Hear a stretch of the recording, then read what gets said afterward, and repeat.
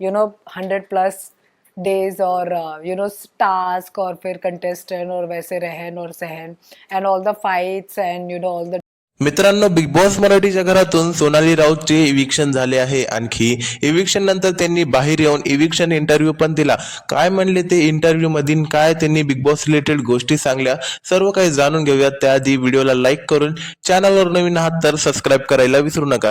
तर मित्रांनो, सोनाली राऊत पहिलं तर म्हणले की मी हिंदी बिग बॉस पण केलेलं आहे, पण मला मराठीमध्ये तेवढं जमलं नाही. मग जेव्हा त्यांना विचारले की कोण जितू शकते, कोणाचा गेम चांगला आहे, तर तेव्हा सोनाली राऊत म्हणले की माझा गेम पण चांगला होता, मी पण खेळत होते, पण मला तेवढं काही जमलं नाही, यामुळे मला बाहेर काढण्यात आलं.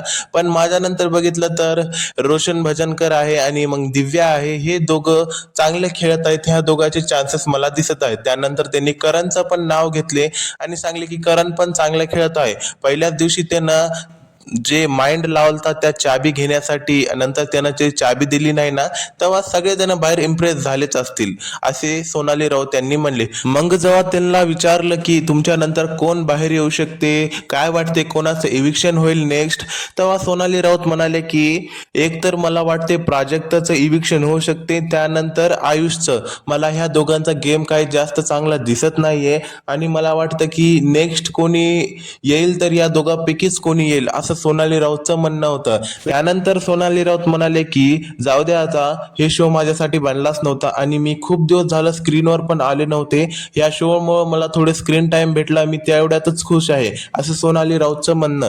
वेल मित्रांनो, काय वाटते तुम्हाला याबाबत, कमेंटमध्ये तुमचं मत सांगायला विसरू नका.